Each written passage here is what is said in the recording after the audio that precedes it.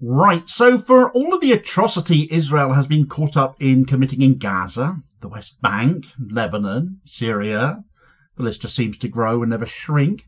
At least when you get some time off in the IDF, assuming you plan on returning to your next cycle of service, of course, many aren't, you can get away from it all, can't you? Have a holiday. Take some snaps in a faraway land, just like you were taking some snaps of the atrocities you were committing and posting them to social media, when all of a sudden, whoops, you've been recognised as that guy who did that thing in Gaza, haven't you? Well, you were warned not to post what you were doing, weren't you? After all, if your bosses know it's illegal and something they shouldn't be doing, so should you.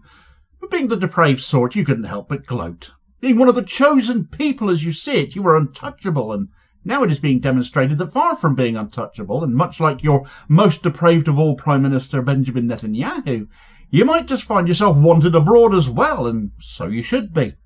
Karma has been coming for more and more of the IDF, as facing charges for your war crimes might make you think twice about getting away from it all, as it were. The people of Gaza can't, of course, so why should you?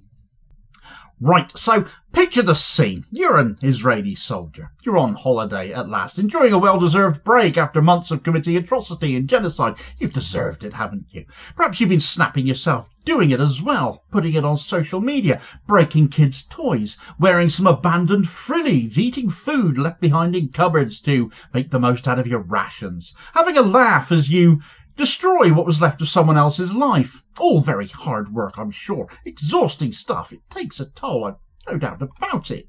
You need a break.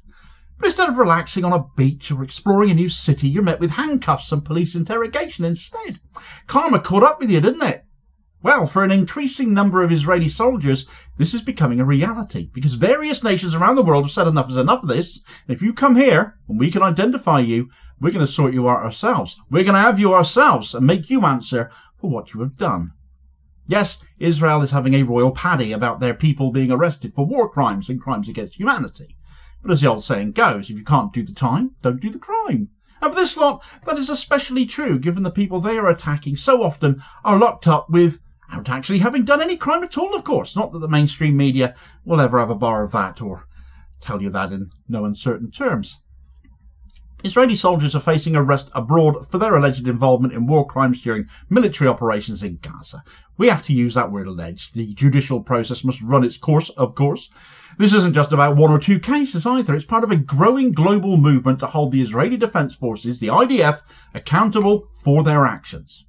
Let's start with a recent case that did make the headlines. Last month, a Brazilian court ordered a police investigation into an Israeli soldier who was vacationing in the country. According to the Cradle, the soldier is suspected of involvement in war crimes during Israel's military operations in Gaza. So here's an excerpt of that. A Brazilian federal court has ordered police to open an immediate investigation into an Israeli soldier accused of committing war crimes in Gaza, who is currently on vacation in the country. According to the Hind Rajab Foundation, HRF, a Belgium-based NGO supporting Palestinian rights, the Federal Court of Brazil's Federal District, citing Article 88 of the Brazilian Code of Criminal Procedure, directed the federal police to urgently execute the investigative measures requested by the federal prosecutor. HRF said the court order marks the first instance of a signatory state to the Rome Statute directly enforcing its provisions without relying on the International Criminal Court, ICC, adding that it sets a powerful precedent for nations that adhere to international law to hold the perpetrators of the genocide in Gaza accountable for their actions.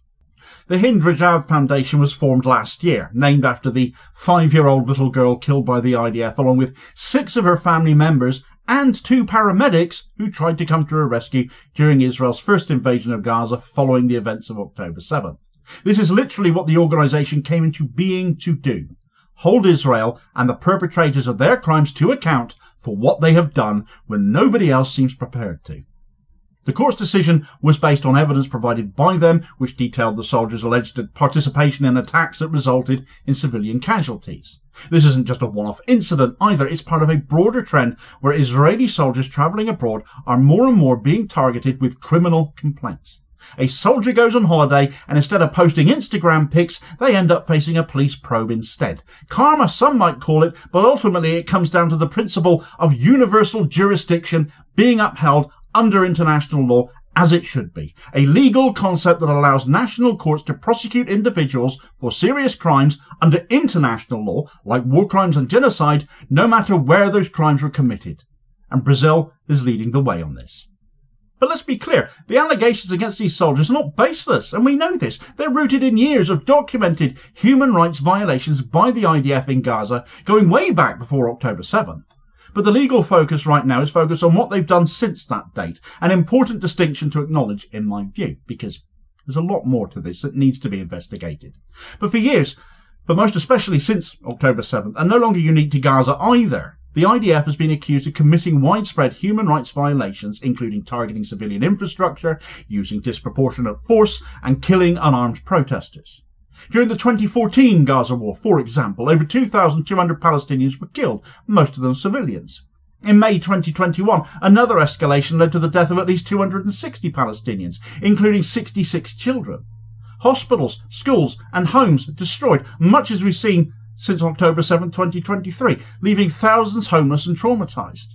This is a story that gets put on repeat too flaming often, and something needs to be done about it. But as easy as it is to measure these things in terms of headlines, these aren't just numbers. These are real people, families, children, innocent civilians who have been caught in the crossfire of a conflict they didn't start, that they'd never wanted. And let's not forget the ongoing blockade of Gaza as well, which has turned the region into what many call an open-air prison, or the largest concentration camp on the planet, the big wall Israel built around the place. So again, IDF soldiers being detained, there's a large dose of karma in that too, for what their country has done in the land of other people, in the name of keeping them safe from people they are actually oppressing. The IDF's actions have been widely condemned by human rights organisations for a long time now, like Amnesty International and Human Rights Watch, as well as the United Nations. But here's the thing. For as long as Israel ignores these calls for accountability, and for as long as they are aided and abetted in that, such condemnations are weak, amount to nothing. And sure, Netanyahu now has an arrest warrant out for himself, and that is significant. It's avoidable, and too many countries have refused to enforce it too. Where's the legal action against those nations, especially if, like Brazil, they are Rome Statute signatories and are legally obliged to enforce, but are choosing not to? That's not a choice they have. That's why these legal actions that are actually happening abroad are so significant. Shows them up as well. They're filling the gap where international institutions and nations are just plain failing to act where they should be. And it's not just Brazil either. Dozens of criminal complaints have been filed against Israeli soldiers in countries like Spain, the United Kingdom, yes, even here, and South Africa. These complaints are being initiated by, yes, Palestinian advocacy groups and human rights organisations, but also private citizens who are outraged by the scale of destruction in Gaza, and therefore no matter how much influence Israel are buying abroad with their Hasbara and their propaganda and their lies, it's no longer cutting through anything like it once did. Anyone they pass on the street could now be someone who recognises them and may report them to the police. Actions should have consequences, don't you agree? For the IDF, too often that has not been true though, and now it is in increasing numbers. And while some might argue that these soldiers are just following orders, international law is clear. I was just following orders is not a defence for war crimes. This principle was established a long time ago now, during the Nuremberg trials after all, after World War II, and it's been reaffirmed in countless international tribunals since. Soldiers have a moral and legal responsibility to refuse orders that violate international law. End of story. And I defy any Zionist to try and say otherwise, especially when they still make the claim the IDF are that most moral army. Clearly not if they're getting nicked abroad, although they're on hollybobs, isn't it? So how is all of this going down with Israel then, Damo? Well, according to the Palestine Chronicle, the Israeli government is now offering, wait for it, travel insurance to soldiers to cover the costs of legal defences in case they're arrested or face legal action for their war crimes abroad. Yeah, let that one sink in for a minute. The Israeli government is basically saying, sure, go ahead and travel, enjoy your holidays, but just in case you get nicked for war crimes, we've got you covered. Most moral army, my backside. And this is, of course, a blatant attempt to normalise and legitimise the depraved actions these people have been committing, isn't it? Actions that are, if proven, clearly criminal.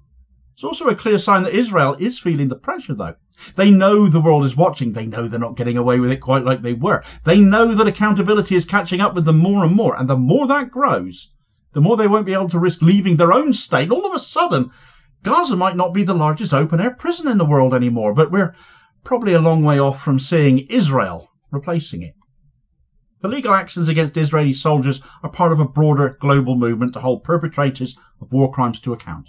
This movement has gained momentum thanks to the efforts of Palestinian activists and their allies. Social media has played a crucial role in amplifying these efforts, getting it seen. The things that Israel has got away with for decades finally is now appearing on social media for all of us to see, playing out in real time as it has, and they can no longer get away with it. And that has also allowed activists to share the evidence of these alleged crimes and mobilize support for legal action following, which goes to show the power ordinary people actually have in sharing social media stories, alternative media, and stories the mainstream media intentionally cover up or obfuscate or ignore. One of the most notable examples, of course, is the Boycott, Divestment and Sanctions Movement, BDS. Well, BDS has faced backlash from Israel and its allies. The reason for that is because it works. It has also succeeded in raising awareness about the plight of Palestinians and the need for accountability, from which Israel must never be allowed to escape from again. These legal actions are a reminder that justice delayed is not justice denied. They're a sign that the international community is no longer willing to turn a blind eye to war crimes and genocide. Of course, Israel has consistently refused to cooperate with international investigations, hasn't it? Notably an independent investigation into the actual night of October 7th.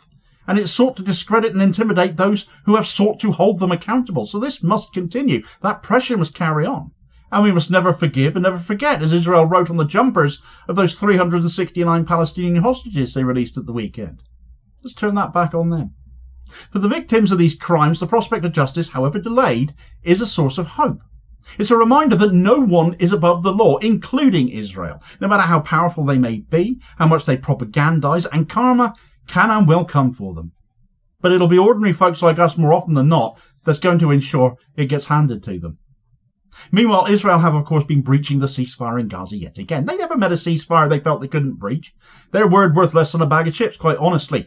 Yet it is still holding, however tenuously that might be. An incident involving the killing of police officers overseeing aid distribution in Rafah, though, has been one of the most blatant examples to date of that ceasefire being abused. But will mediators do anything when so many of them are too compromised as being too pro-Israel? Check out the details of that story in this video recommendation here as your suggested next watch. Please do also hit like, share and subscribe before you do so, though, so as to ensure you don't miss out on all new daily content on this channel, as well as support the channel at the same time, which is enormously appreciated. And I will hopefully catch you on the next vid. Cheers, folks.